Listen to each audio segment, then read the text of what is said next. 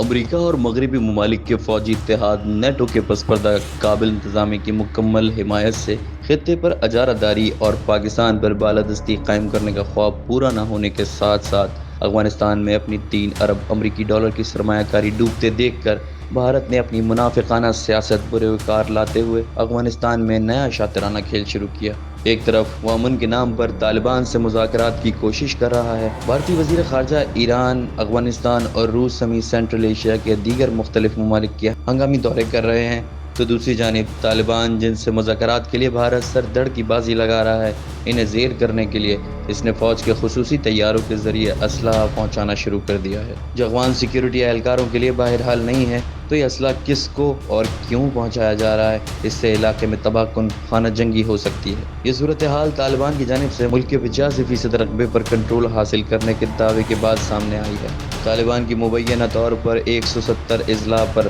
مکمل عملداری کے بعد مزید پیش قدمی جاری ہے، اور غیر ملکی ذرائع ابلاغ کے مطابق قندھار، قندوز، پکتیا، تخار، بامیان، بدخشاں اور پروان اور بلخ سمیت ملک کے 34 سے 26 صوبوں میں سرکاری فوجوں سے طالبان کی خون ریز جھڑپیں ہو رہی ہیں۔ قندھار میں بھارتی قونصل خانے پر طالبان کا کنٹرول حاصل کرنے کی اطلاعات بھی آئی ہیں۔ بھارت نے اس قونصل خانے سے 50 سفارتکاروں اور بھارتی خفیہ ایجنسی را کے ایجنٹوں کو نکال لیا ہے، اور اب صرف مقامی افراد اس کا انتظام سنبھالے ہوئے ہیں۔ گزشتہ ہفتے اور اتوار کے روز بھارت نے افغانستان سے اپنے سفارتی عملے کو واپس لانے کے بہانے سے فضائیہ کے 2 خصوصی طیارے قندھار بھیجے، جن میں 40 ٹن اسلحے کی موجودگی کی ذرائع نے تصدیق کی ہے۔ طالبان نے اس اقدام پر بھارت کو متنبہ کیا ہے کہ وہ افغانستان میں غیر جانبدار رہے۔ طالبان کا کہنا ہے کہ ہم کسی کے ڈکٹیشن کو قبول نہیں کریں گے، ہماری اپنی ایک مجلس شورا ہے جو تمام فیصلے کر رہی ہے، اور کسی کو اجازت نہیں کہ وہ ہمارے فیصلے کو چیلنج کرے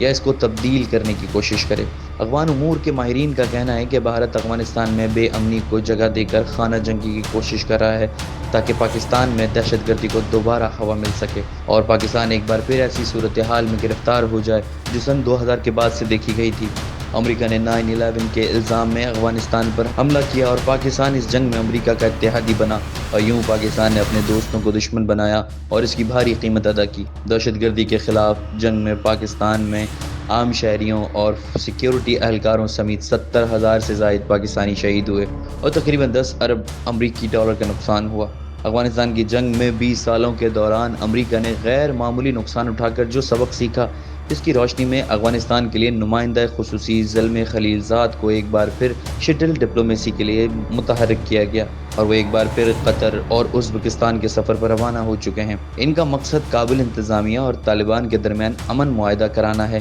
وہ افغانستان کی تمام سیاسی جماعتوں اور علاقائی و بین الاقوامی شراکت داروں سے افغانستان کے مستقبل کے آئین، جنگ بندی اور عبوری دور میں شراکت اقتدار جیسے معاملات پر بات کریں گے۔ موجودہ صورتحال میں مناسب اور ضروری بھی یہی ہے۔ طالبان کے ترجمان نے اس ساری صورتحال کے درمیان میں اپنی پالیسی بھی واضح کر دی ہے اور کہا ہے کہ تمام فتوحات کے باوجود مذاکرات اور مفاہمت پر یقین رکھتے ہیں، لیکن ہماری منزل خود مختاری اور اسلامی افغانستان ہے۔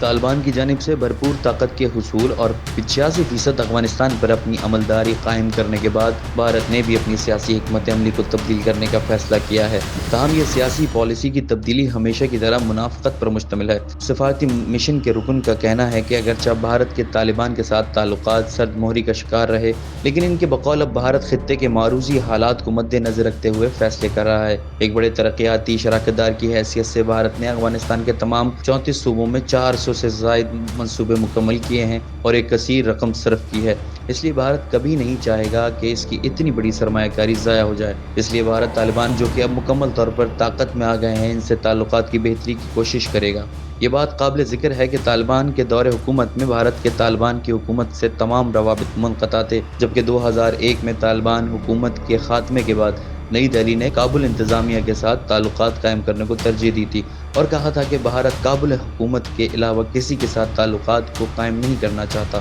بھارت نے افغانستان پر امریکی حملے کے صرف 1 ماہ بعد نومبر 2001 میں کابل میں بھارتی سفارت خانے کو دوبارہ فعال کرنے کی کوشش کی،